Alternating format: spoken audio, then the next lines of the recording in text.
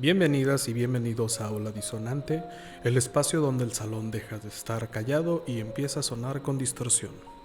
Yo soy el maestro antihéroe.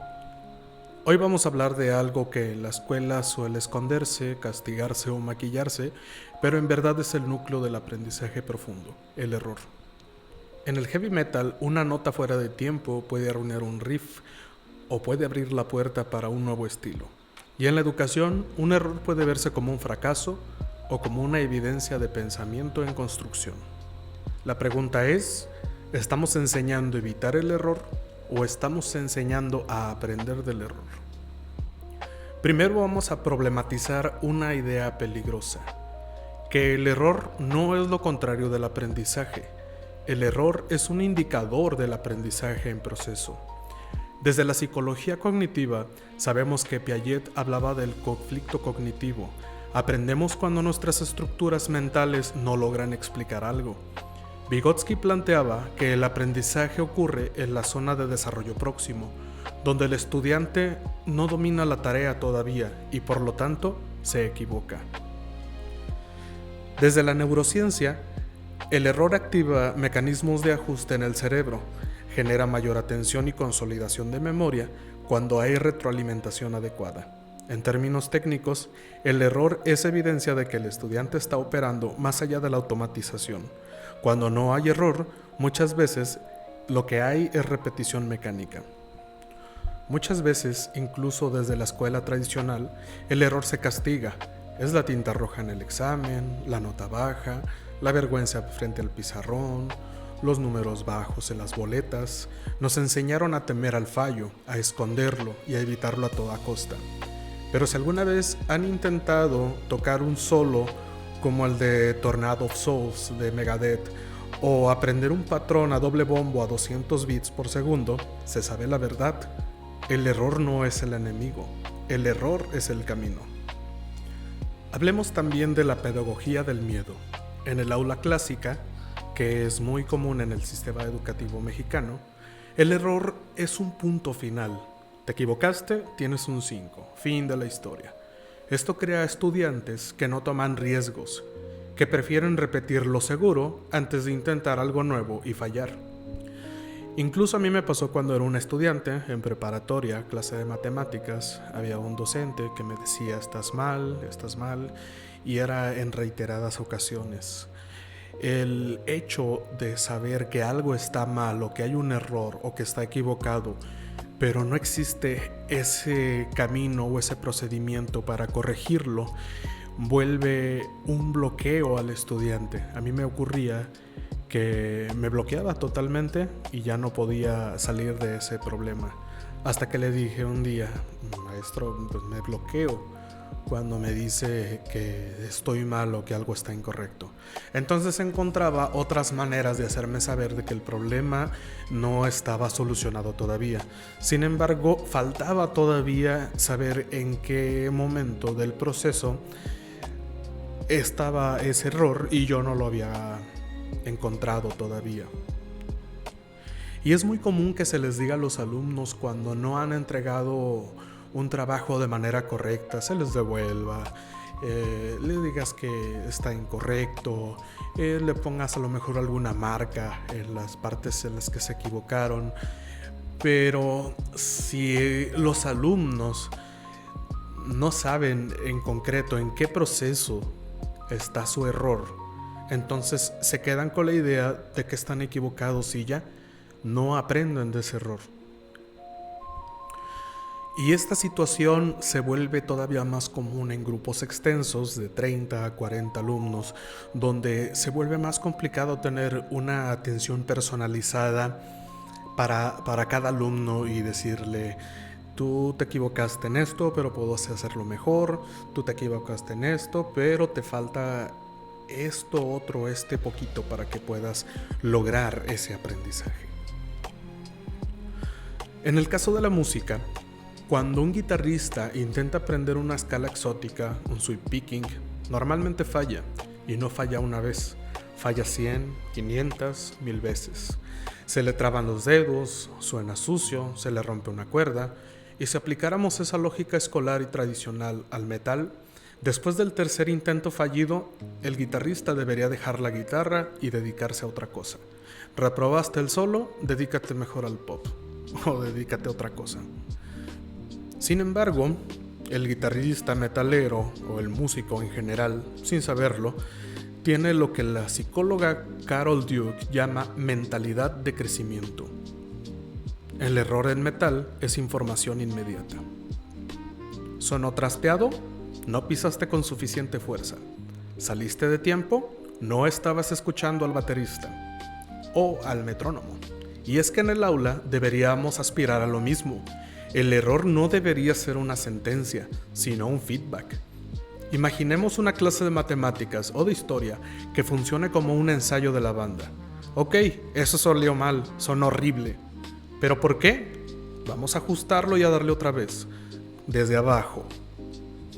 Y el virtuosismo no es la ausencia del error, es el resultado de haber cometido todos los errores posibles en la privacidad de tu cuarto hasta que solo queda la ejecución correcta. Aunque claro, no todos tenemos la paciencia de repetirlo 1000 veces, 500 veces, 100 veces. Hay veces que nos frustramos incluso después del tercer intento. Y sería interesante poder cambiar esa mentalidad. Todo esto quiere decir que si el error es tan importante, ¿por qué en la escuela se castiga?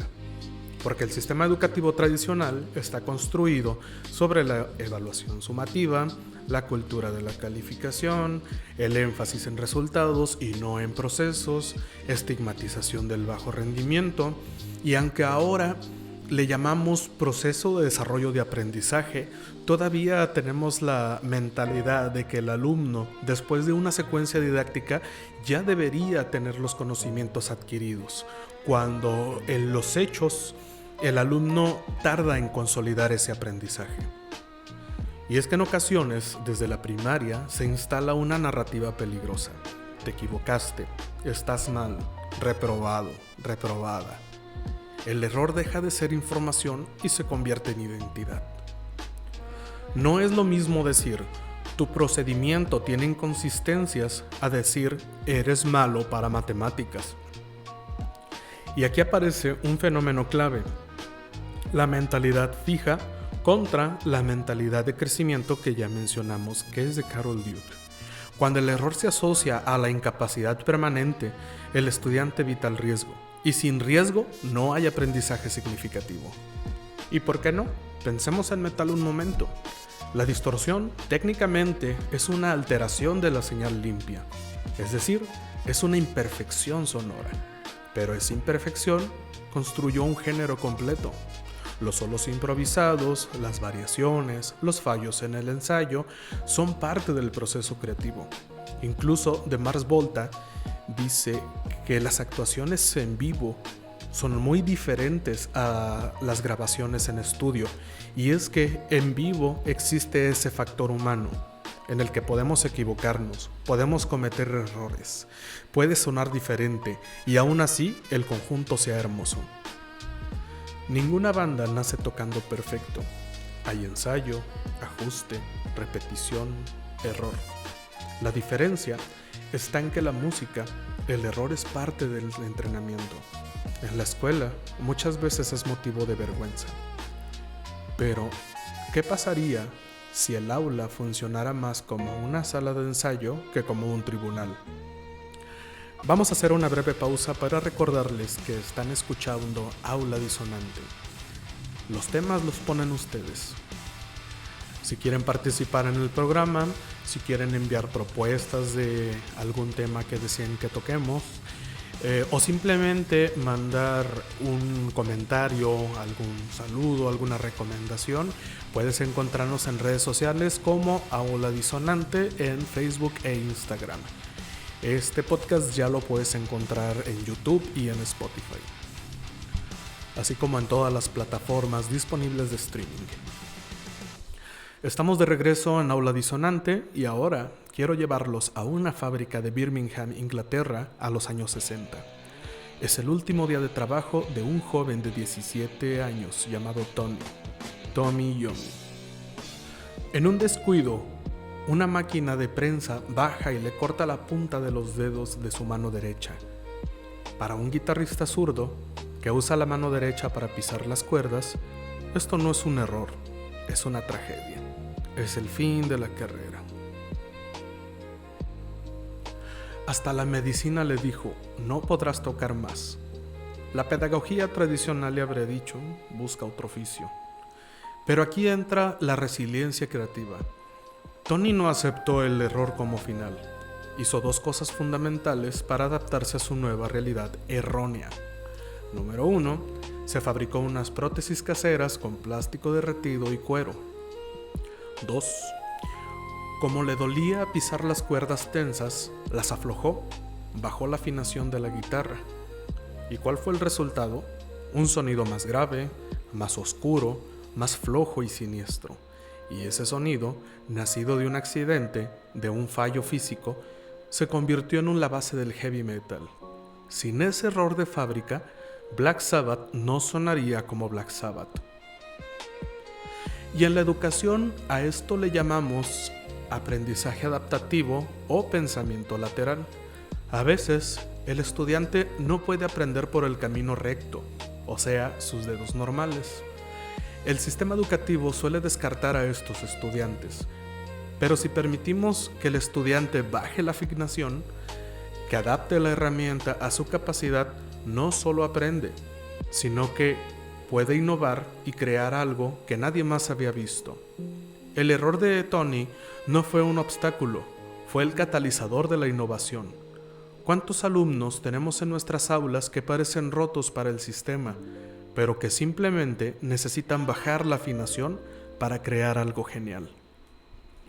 No todos los errores son iguales. Hay errores conceptuales, que es la mala comprensión de un concepto. Errores procedimentales, que es un fallo en la aplicación de un método correcto. Hay errores estratégicos, que es la elección inadecuada de estrategia, y hay errores por descuido, que es distracción u omisión. Desde la didáctica, el error puede clasificarse como productivo, diagnóstico, epistemológico, evolutivo. Y es que el problema no es que el estudiante se equivoque, el problema es que el docente no analice el error. Un error analizado es una ventana cognitiva.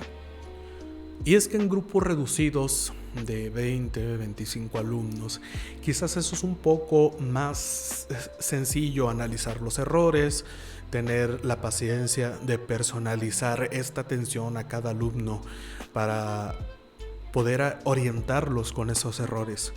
Pero, ¿qué ocurre cuando los grupos son más de 30 alumnos, 40 alumnos, 45 alumnos?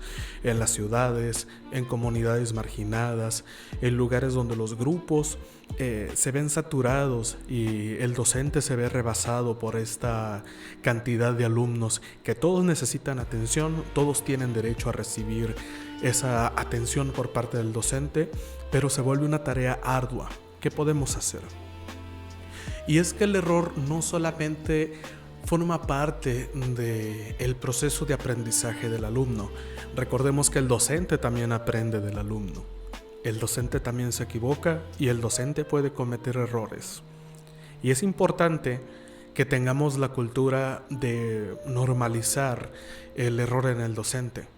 Hubo una secuencia didáctica que ya no me salió bien, me equivoqué. ¿Cómo puedo corregirlo? ¿Cómo puedo volver esta situación adversa una oportunidad de aprendizaje? Y la respuesta concreta está, como ya se mencionó, número 1, en normalizar el error. Frases como, vamos a revisar dónde se complicó el proceso, o este error nos dice algo interesante. Y ojo que esto aplica tanto en la aplicación de una secuencia didáctica en el salón como en la revisión postclase por parte de la reflexión del docente. Como segundo punto, tomaremos un concepto que es posible que se esté manejando ya en capacitaciones, que es algo que ya nos estemos familiarizando y se llama evaluación formativa. Cambiemos la evaluación sumativa por formativa. ¿Qué es esto? No es otra cosa más que la retroalimentación descriptiva y que no sea punitiva, que también sea parte de agregar una carpeta de evidencias, un portafolio donde los profesores tengamos en cuenta qué es lo que están haciendo los alumnos en clase, qué fue lo que nos salió mal y cómo lo podemos corregir. Y es que aquí entra también un punto que se llama metacognición, que es preguntar ¿en qué momento cambió tu razonamiento?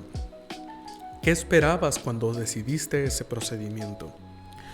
Si la respuesta es no sé cómo lo hice, no sé cómo llegué a ese procedimiento, es posible que la metacognición sea un proceso incompleto que requiera un análisis un poco más paciente para poder llegar a esa conclusión. ¿Cómo fue que llegué a ese resultado? Y aquí llegamos a un punto muy interesante que es el análisis colectivo de los errores.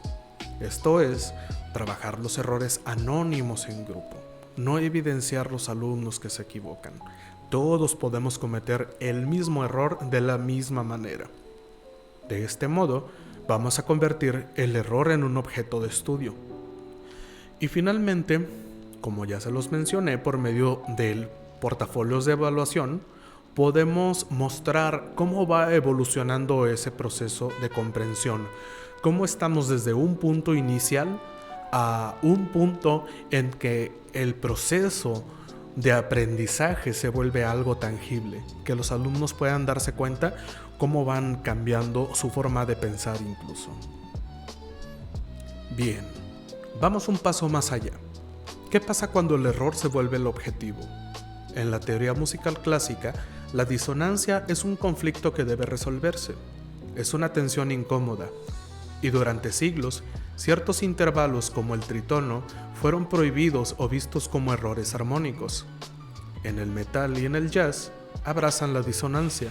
Bandas como Slayer, Meshuggah o Dillinger Escape Plan utilizan lo que el oído común llamaría ruido o error para expresar emociones complejas, como lo son la ira, la angustia o el caos. En el aprendizaje ocurre lo mismo. Piaget hablaba del conflicto cognitivo. Para aprender algo nuevo, tu cerebro tiene que chocar. Tienes que sentirte incómodo. Si todo es consonante, si todo es fácil y armonioso, no estás aprendiendo, solo estás repasando lo que ya sabes. Necesitamos aulas disonantes, espacio donde la confusión sea bienvenida, donde el debate acalorado sea parte del proceso, donde no entender algo a la primera no significa tontería o estupidez, sino es la introducción de una canción compleja en la que estamos descifrando. Si evitamos que los alumnos sientan esta fricción, les robamos la capacidad de resolver problemas. El headbanging no se hace con música de elevador. El aprendizaje profundo no ocurre en la zona de confort. Porque hay algo más profundo. El modo en que reaccionamos ante el error forma la identidad académica del estudiante. Si el error humilla, el estudiante se retrae. Si el error orienta, el estudiante persevera. El error no destruye la autoestima. La reacción adulta frente al error sí puede hacerlo. La pregunta ética es, ¿estamos evaluando aprendizajes o estamos clasificando personas? En el metal, la disonancia no es ruido, es tensión que exige resolución. En educación, tampoco es ruido, es tensión cognitiva que anuncia transformación. Tal vez el verdadero problema no sea que los estudiantes se equivoquen, sino que el sistema no tolera la imperfección. Y si queremos aprendizaje profundo, crítico y auténtico, tenemos que aceptar algo incómodo. Aprender es equivocarse mejor cada vez. Para cerrar, me gustaría que se quedaran con esto. El heavy metal es, en esencia, la celebración de la imperfección humana amplificada a gritos, distorsión y golpes.